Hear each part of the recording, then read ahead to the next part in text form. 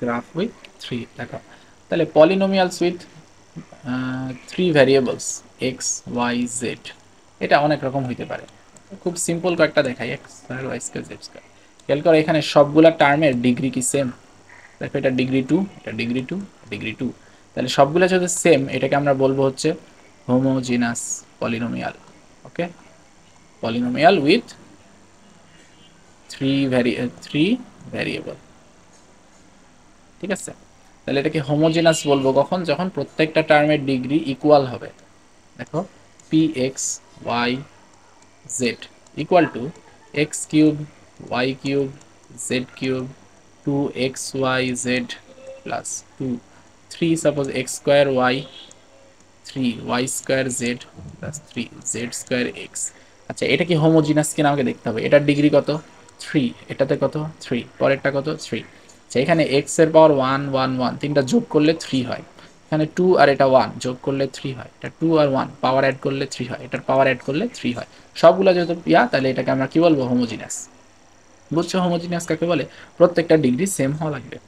ওকে, নাও এবার আমরা দেখব হচ্ছে what is symmetric. Okay, symmetric polynomial কাকে বলে, এটা একটু tough. Symmetric polynomial 2 variable 3 variable হইতে পারে। বিষয়টা হচ্ছে এমন যে যখন আমরা এনি 2 ভ্যারিয়েবল, ঠিক আছে, এনি 2 ভ্যারিয়েবল ইন্টারচেঞ্জ করে দিব, ইন্টারচেঞ্জ ইন্টারচেঞ্জ করে দিলে পলিনোমিয়ালটা আনচেঞ্জ থেকে যাবে। ওকে, কেমন দেখাই, মনে করো P of X comma Y comma Z equal to X plus Y plus Z. এখন সাপোজ আমি এক্স আর ওয়াইকে ইন্টারচেঞ্জ করে দিলাম, মিন্স এক্সের বদলে ওয়াই, ওয়াইয়ের বদলে জেড দিব। তার মানে কি পি অফ এক্সের জায়গায় ওয়াই করে দিলাম, ওয়াইয়ের জায়গায় এক্স করে দিলাম, জেড জেডের জায়গায় থাকলো। ইট মিন্স আগে যে পলিনোমিয়াল ছিল এখানে আমি এক্সের জায়গায় ভ্যালু বসাবো এখন ওয়াই, আর ওয়াইয়ের জায়গায় ভ্যালু বসাবো এক্স প্লাস জেড। তাহলে আমার এই দুটো ইন্টারচেঞ্জ হয়ে গেল। এখন দেখো এটাকে সাজাই লিখলে আসলে আগেরটাই হয়, রাইট। আমরা বলতে পারি পি অফ এক্স ওয়াই জেডই তো আসলো। তাহলে দুইটা ভ্যারিয়েবলকে ইন্টারচেঞ্জ করে ভ্যালু চেঞ্জ হচ্ছে না, এটাকে আমি কি বলবো সিমেট্রিক। এটা হচ্ছে একটা সিমেট্রিক পলিনোমিয়াল। এক্সাম্পল এত সহজ হবে না, আরও টাফ হতে পারে। X Y Z equal to X square Y plus Y square Z plus Z square x. ওকে, আরও থাকতে পারে plus X Y Z.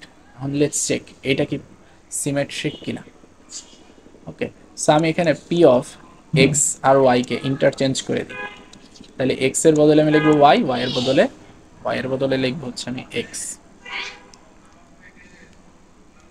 Y এর বদলে এক্স লিখবো, এবার জেড ইকুয়াল। সো এখানে আমি এক্স এর জায়গায় এখন লিখি ওয়াই, ওয়াই এর জায়গায় লিখতে হবে এক্স প্লাস ওয়াই এর জায়গায় কি লিখবো এক্স, আর জেড জেড এর জায়গায় থাকবে জেড স্কোয়ার ওয়াই, আর এখানে এক্স এর জায়গায় ওয়াই, ওয়াই এর জায়গায় এক্স জেড। ওকে, এখন দেখি আমাদের এক্সপ্রেশন কি আগের মতো আছে কিনা। এক্স ওয়াই স্কোয়ার হয়ে গেছে, এটা হয়ে গেছে জেড এক্স স্কোয়ার, এটা হয়ে গেছে ওয়াই জেড স্কোয়ার, আর এটা এক্স ওয়াই জেড। সাজায় লেখার একটা সিস্টেম আছে, আমরা যখনই একটা এক্সপ্রেশন অনেকগুলো ভ্যারিয়েবল লিখি তখন আমরা এক্স ওয়াই জেড একটা সাইক্লিক অর্ডার ফলো করি। ওকে, এক্স পরে ওয়াই তারপরে জেড, জেড এর পরে এক্স, কখনো এক্স এর পরে জেড লিখি না। আসলে সেম ভ্যালু বাট আমরা এটা স্ট্যান্ডার্ড ফলো করি। হ্যাঁ, এটা দেখতে একটু মানে ইজি হয়, দেখতে খুঁজতে ইজি হয়, অর্ডার থাকলে আমাদের বাছাই করতে সহজ হয়। সো এখন দেখো এই এক্সপ্রেশনটা কি আগের মতো আছে, এখানে এক্স স্কোয়ার ওয়াই ছিল এখন এক্স স্কোয়ার নাই ওয়াইতে আছে, তাহলে এটা দেখেই বোঝা যায় দেখো এই টার্মটা কিন্তু এখানে নাই, উইচ মিনস এটা আর আগের মতো না। সো আমরা লিখতে পারি কি এটা not equal to P X Y Z. আমরা লিখবো since P Y X Z not equal to P X Y Z, so P X Y Z is not symmetric. Okay, তাহলে এটা সিমেট্রিক এক্সপ্রেশন না, কারণ যখনই আমি দুইটা ভ্যারিয়েবলকে ইন্টারচেঞ্জ করলাম এটার ভ্যালুটা আগের মতো আর নাই। আগের মতো থাকলে এটাকে আমরা সিমেট্রিক বলতাম।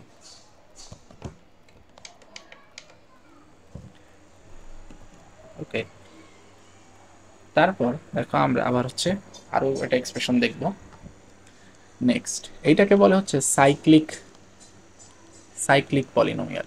সাইক্লিক পলিনোমিয়াল বলবো কখন, দেখো সিমেট্রিকের বেলায় আমরা দুইটা ভ্যারিয়েবল ইন্টারচেঞ্জ করছিলাম, এখন আমরা কি করব এটার মাস্ট বি অ্যাটলিস্ট 3 ভ্যারিয়েবল থাকতে হবে। হ্যাঁ, অ্যাটলিস্ট, তাছাড়া এটা হবে না। এখন আমরা ভ্যারিয়েবলগুলোকে সাইক্লিক অর্ডারে ইন্টারচেঞ্জ করব। যেমন দেখো পি এক্স ওয়াই জেড, মনে করো X cube Y cube Z cube plus X Y Y Z Z X আছে সাপোজ। এখন আমি এক্স এর জায়গায় ওয়াই লিখবো, ওয়াই এর জায়গায় জেড লিখবো, জেড এর জায়গায় এক্স লিখবো। একটা সাইক্লিক অর্ডার বললাম না, X Y Z in cycle. Okay, এদিকে এদিকে তারপরে এদিকে, এটার বদলে এটা, এটার বদলে এটা এবং এটার বদলে এটা, এভাবে ইন্টারচেঞ্জ করবো। তাহলে আমি কি লিখবো, পি অফ এক্স এর জায়গায় ওয়াই, তাই না, এটা ওয়াই এর জায়গায় আমাকে কি লিখতে হবে জেড, এবং জেড এর জায়গায় এক্স দিলে কি পাচ্ছি দেখো, এক্স এর জায়গায় তাহলে ওয়াই বসবে, ওয়াই কিউব, ওয়াই এর জায়গায় জেড, জেড এর জায়গায় এক্স, এক্স এর জায়গায় আবার ওয়াই, ওয়াই জেড, ওয়াই এর জায়গায় জেড, জেড এর জায়গায় এক্স, বুঝতেছো, এই যে ওয়াই এর জায়গায় জেড, জেড এর জায়গায় এক্স, তারপরে জেড এর জায়গায় এক্স, এক্স এর জায়গায় ওয়াই। সাজায় দেখো, এই যে এটা আগে লিখলে X cube Y cube Z cube, এভাবে সাজায় লেখা যায় তিনটাকে সেম। এই যে এক্স ওয়াইটা আগে লিখি এক্স ওয়াই, তারপরে ওয়াই জেডটা আগে লিখি, তারপর জেড এক্স। দেখো জিনিসটা সাফেল হয়ে গেছে, বাট ভ্যালু কিন্তু সেম আছে। এটাকে আমি কি বলতে পারি, P X Y Z. Okay, so আমরা বলতে পারি P of X Y Z is equal to P of কি, এই যে ইন্টারচেঞ্জ করাটা ওয়াই জেড এক্স, মানে এক্স এর জায়গায় ওয়াই, ওয়াই এর জায়গায় জেড, জেড এর জায়গায় এক্স। সো ইট ইজ কি বলতে পারো আমরা, সাইক্লিক। ওকে, একটা এক্সপ্রেশন একই সাথে হোমোজিনাস হতে পারে, সাইক্লিক হতে পারে, আবার সিমেট্রিকও হতে পারে, মানে দুইটা ভ্যারিয়েবল ইন্টারচেঞ্জ করা যেতে পারে, প্রত্যেকটা আমি ডিগ্রি সেম হতে পারে। যেমন এটা কিন্তু হোমোজিনাস না, কারণ এই টার্মগুলোর ডিগ্রি হচ্ছে 3 করে, বাট এই টার্মগুলোর ডিগ্রি হচ্ছে 2 করে। দেখো এখানে 1 1 অ্যাড করলে 2 1 1, সো এটা কিন্তু হোমোজিনাস না, এটা হোমোজিনাস না, এটা সিমেট্রিক হবে। হ্যাঁ, সিমেট্রিক হবে, আমরা করে দেখতে পারি, আর এটা সাইক্লিক হবে। ঠিক আছে, এই 3 রকমের মানে 3 ডিগ্রি না, 3 ভ্যারিয়েবলের পলিনোমিয়াল এরকম 3টা প্রপার্টি হোল্ড করে, হোমোজিনিয়াস, সাইক্লিক, সিমেট্রিক।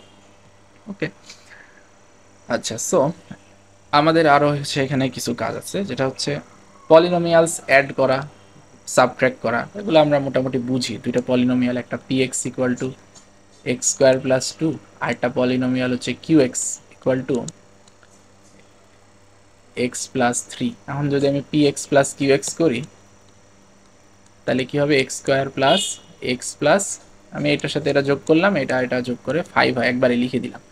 সো দুইটার মধ্যে যার ডিগ্রি বেশি, রেজাল্টের ডিগ্রিও ওইটাই হবে। দেখো এটার ডিগ্রি 2 আছে, এটার টোটালটার ডিগ্রিও কি আসবে, 2 আসবে। ঠিক আছে, আবার কোএফিসিয়েন্টের ক্ষেত্রে কি হবে, এখানে যেই সব টার্মগুলো সেম ওগুলো অ্যাড হয়ে যাবে, কোএফিসিয়েন্ট তারপরে বের করতে হবে। ঠিক আছে, সেম ভাবে।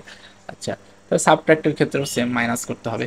মাল্টিপ্লিকেশনের ক্ষেত্রে হয় কি, suppose P X into Q X করলাম, ওকে, তাহলে কি হবে, পি এক্স আর কিউ এক্স গুণ হয়ে যাবে। দেখো এখানে যে হাইয়েস্ট পাওয়ার আছে এটার সাথে কি হয় খেয়াল, এক্স প্লাস 3। তাহলে এই যে এই হাইয়েস্ট পাওয়ার আর হাইয়েস্ট পাওয়ার গুণ করলে আমার এক্স কিউব হবে। আর কোনো টার্মে কি এক্স কিউবের বেশি আসবে না। সো আমাকে যদি ডিগ্রি বের করতে হয়, তাহলে আমি হাইয়েস্ট পাওয়ারের সাথে হাইয়েস্ট পাওয়ার গুণ করে আমি বলবো এটার ডিগ্রি 2, এটার ডিগ্রি 1, রাইট। তাহলে আমার অ্যান্সারের ডিগ্রি আসবে 3। পুরোটা চাইলে গুণ করতে পারি, বাট আমার ডিগ্রি কিন্তু এটাই 3 আসবে। এটা হচ্ছে 3x স্কোয়ার হবে, 2x হবে, প্লাস 3 টু 6 হবে। তাহলে আমি ডিগ্রি পাবো কিভাবে, হাইয়েস্ট পাওয়ার যোগ করে দিব। ওকে, সাপোজ এ এক্স হচ্ছে একটা polynomial X to the power 5 plus 1, আর বি এক্স হচ্ছে একটা polynomial X square plus 2x plus 3। তো আমি এখন এ এক্স বি এক্স এর যে প্রোডাক্ট, এটার ডিগ্রি কত হবে, আমাকে কি পুরাটা গুণ করার দরকার? নো, আমি জানি এটার সাথে যখন এটা গুণ হবে এক্স টু দি পাওয়ার 7 হবে, এটাই হচ্ছে ডিগ্রি, তাহলে ডিগ্রি হচ্ছে 7। বুঝতে পারছো, এভাবে হচ্ছে আইডিয়া করা যায়। আবার লিডিং টার্ম কত হবে, এটার কোএফিসিয়েন্ট হচ্ছে 1, এটা 1, যখন গুণ করবো তখন এটা কি এক্স টু দি পাওয়ার 7 আসবে, মানে কোএফিসিয়েন্ট কত, 1 হবে। Okay, suppose A X equal to, এবার চেঞ্জ করে দিই, 5x to the power 5 plus 1, আর B X equal to 2x plus 3। Okay, so এটার ডিগ্রি হচ্ছে 5, হাইয়েস্ট টার্ম, এটার হাইয়েস্ট টার্ম ডিগ্রি কত আসবে, এটা আর এটা যখন গুণ করবা এক্স টু দি পাওয়ার 6 হয়ে যাবে, আর টার্মটা কি হবে, 5 টু 10 এক্স টু দি পাওয়ার 6। তাহলে আমি বলতে পারছি ডিগ্রি কত, ডিগ্রি 6, আর লিডিং কোএফিসিয়েন্ট হচ্ছে 10। বুঝতে পারছো, 10 কীভাবে বুঝছি, 5 আর 2 গুণ করে, পুরাটা গুণ করা লাগবে না, এভাবে দেখেই বলে দেওয়া যাবে। ঠিক আছে, সো এইভাবে হচ্ছে করা লাগে। ডিভিশনের ক্ষেত্রেও সেম, ডিভিশনের ক্ষেত্রে আমরা যেভাবে অ্যাড করলাম পাওয়ার 5 আর 1 6 করছি না, এখানে 1 আছে, 5 আর 2 অ্যাড করে 7 বলছি না। ডিভিশনের ক্ষেত্রে এটা মাইনাস করে দিতে হয়, কারণ আমরা জানি ডিভাইড করলে পাওয়ার মাইনাস হয়। দেখো এটা ডিভাইড করলে কি হবে, এক্স কিউব না, তো তখন আমি ওভাবে বলবো আর কি, ডিভিশন করলে ডিগ্রি আসবে 3। ঠিক আছে, এই হচ্ছে তো নেক্সট আমাদের কাজ হচ্ছে কি, দুইটা থিওরেম, পলিনোমিয়ালসের দুইটা থিওরেম আছে, একটা রিমাইন্ডার থিওরেম, একটা হচ্ছে ফ্যাক্টর থিওরেম। এই দুইটা থিওরেমই হচ্ছে মূলত একটার সাথে একটা কানেক্টেড, এবং এগুলো দিয়ে আমরা হচ্ছে অনেক ক্রিটিক্যাল প্রবলেম সলভ করতে পারি, মিডল টার্ম করতে পারি, আর অনেক কিছু করা যায়। তো এই জিনিসটা আমাদের জন্য একটু ইম্পর্টেন্ট। ওকে, তারপরে আমরা ফাইনালি শিখবো হচ্ছে পার্শিয়াল ফ্র্যাকশনস। চলো আমরা এখন দেখি হচ্ছে হোয়াট ইজ ফ্যাক্টর থিওরেম আর হোয়াট ইজ হচ্ছে একটা রিমাইন্ডার থিওরেম। আচ্ছা, তো দেখো থিওরেমগুলা খুবই ইন্টারেস্টিং, কিন্তু আসলে এটা বই পড়ে খুব হার্ডলি কেউ বুঝতে পারে। হ্যাঁ, আমার কাছে এটা পড়তে অনেক স্ট্রাগলিং মনে হতো, আর ল্যাঙ্গুয়েজটা অনেক প্রবলেম মনে হতো। তো দেখো আমরা ফার্স্টে এগুলো হচ্ছে আমরা ওয়ান ভ্যারিয়েবলের জন্য করব। What is reminder theorem? হ্যাঁ, থিওরেমটা আসলে কি বোঝাচ্ছে, আমি এটা একটা সিম্পল অ্যানালজি দিয়ে বুঝাই। দেখো মনে করো পি এক্স ইকুয়াল টু আছে হচ্ছে X square minus two X plus three. ঠিক আছে, এখন খেয়াল করো এটাকে মনে করো আমরা হচ্ছে কি আমরা কি এটাকে মিডল টার্ম করতে পারি? আচ্ছা, আমি একটা এমন এক্সপ্রেশন নেই যেটাকে মিডল টার্ম করা যাইতে পারে। সাপোজ ওয়ান দিলাম, হ্যাঁ, এটা অবশ্য হোল স্কোয়ার হয়, তার একটা এক্সপ্রেশন নেই যাতে বুঝাইতে সহজ হয়। খেয়াল করো এটাকে আমরা চাইলে মিডল টার্ম করলে লাস্টে আসে হচ্ছে X minus two X minus three. Okay, so এখন তাহলে এইটা আর এটাকে কি আমি বলতে পারি এদের ফ্যাক্টরস, রাইট? তো এটা হচ্ছে ওদের ফ্যাক্টরস। তো এখন আমি যদি এই যে এক্স মাইনাস টু যদি ফ্যাক্টর হয়, তাহলে আমি যদি পি অফ টু বসাই, তাহলে যখন আমি এখানে পি অফ টু লিখবো, খেয়াল করো তাহলে পি অফ টু আসলে কি, two square minus five into two plus six না? তো এইটার ভ্যালু আমরা এভাবে না বের করে আমি এই এক্সপ্রেশন এইখানে বসে, পি অফ টু অ্যাকচুয়ালি কি two minus two into two minus three, right? এটা না লিখে আমি এই সিম্পলিফাই করাটাতে বসাচ্ছি, হ্যাঁ, উইচ ইজ বেটার। তা আমি এখানে ক্লিয়ারলি বুঝতে পারতেছি অ্যান্সার জিরো আসবে, বুঝতে পারছো? তো এই যে অ্যান্সার জিরো আসবে, এটার মানে কি, যে যখনই তুমি পি অফ টু দিলে জিরো পাবা, হ্যাঁ, তাহলে এটা হচ্ছে তার মানে x minus two is a factor. কারণ কি এই এক্স মাইনাস টুটা তখন জিরো হবে। হ্যাঁ, জিনিসটা কমপ্লিকেটেড লাগতে পারে, আরও ইজি লাগবে। দেখো মনে করো P of x equal to X square minus five x plus eight. এখন এটাকে কি মিডল টার্ম করা যাবে? আই গেস যাবে না। যদি না যায় আমি এটাকে এটা লিখতে পারি না, x square minus five x plus six plus two. তো খেয়াল করো এইটাকে আমি এখন এতটুকুকে কিন্তু মিডল টার্ম করে লিখতে পারি x minus two into x minus three, right, plus two. এখন খেয়াল করো আমি যদি এইটাতে, এটা মনে করো কিউ, হ্যাঁ, আমি যদি কিউতে টু বসাই তাহলে কি হবে, two minus two into two minus three plus two. এই যে এক্সট্রা টু আছে না, এটা থেকে যাবে, বাট এটা কিন্তু জিরো হয়ে যাচ্ছে। তাহলে আমরা হচ্ছে বলতে পারি কি, যে আমি যদি এই পি অফ এক্সকে, হ্যাঁ, পি অফ এক্সকে যদি আমি এক্স মাইনাস টু দিয়ে ভাগ করি, ডিভিশন করি, তাহলে দেখো এইটার সাথে ফ্যাক্টর ছিল, দ্যাটস তো এখানে ডিভাইড করলে কোনো রিমাইন্ডার আসবে না, আমার এখানে অ্যান্সার কত আসতেছে, জিরো। আর এখানে যদি আমি ডিভাইড করি তাহলে আমার এটা এটা চলে যাবে, আর এই জায়গায় আমার দুই থেকে যাবে, রাইট? সো আমি বলতে পারি যে আমি যদি একটা এক্সপ্রেশনকে ধরো পি অফ এক্স বা p of q of x যেটাই হোক, এটাকে যদি আমি একটা এক্সপ্রেশন এক্স মাইনাস টু দিয়ে ভাগ করি, তাহলে রিমাইন্ডার হবে হচ্ছে remainder equals to q of two, মানে এক্সপ্রেশনে ওই ভ্যালুটা বসাইলে আমি পেয়ে যাব। ওকে, একটা কুইক এক্সাম্পল দেখাই। মনে করো A X equal to X square plus three x plus seven. আমাকে বলছে A X divided by x plus one, then remainder equal to কত? তাহলে আমি বুঝবো কিভাবে রিমাইন্ডার কত? আমি কি এটাকে ডিভাইড করব? আমি এক্সকে এক্স প্লাস ওয়ান দিয়ে ডিভাইড লিখবো, x square plus three x plus seven by x plus one লিখবো? নো, আমি এই কাজ করব না। আমি করব হচ্ছে এক্স প্লাস ওয়ান যদি ফ্যাক্টর হয়, তাহলে এটাকে আমি লিখবো হচ্ছে ইকুয়াল টু জিরো। লিখলে এক্স এর ভ্যালু কত আসবে, মাইনাস ওয়ান। তাহলে আমি লিখবো remainder equal to a of minus one. কত আসে, এই যে তোমার এখানে ভ্যালুটা বসায় দাও, minus one square plus three of minus one plus seven. আচ্ছা, কেন হয়েছে যদি না বুঝো এই পার্টটা আরেকবার একটু দেখতে পারো, হ্যাঁ, এই পার্টটা আরেকবার দেখবা। যদি না বুঝো আমি এখন যে স্টেপগুলো বোঝাচ্ছি, তাহলে ওয়ান -3 + 7 কত হয়, 8 থেকে 3 গেলে 5, তাহলে রিমাইন্ডার আসবে 5। আমরা চাইলে ম্যানুয়ালি ডিভাইড করে দেখতে পারি, অ্যান্সার 5ই আসবে। ঠিক আছে, আরেকটা কুইক এক্সাম্পল দেখাই। px ইকুয়াল টু মনে করো x4 + 3x² + 2 ডিভাইডেড বাই বলছে হচ্ছে ডিভাইডেড বাই x-3, তাহলে রিমাইন্ডার কত হবে? রিমাইন্ডার ইকুয়ালস টু হচ্ছে, এটাকে 0 ধরো, হ্যাঁ, এটা ইকুয়াল টু 0 হলে x এর ভ্যালু কত হবে? 3 হবে।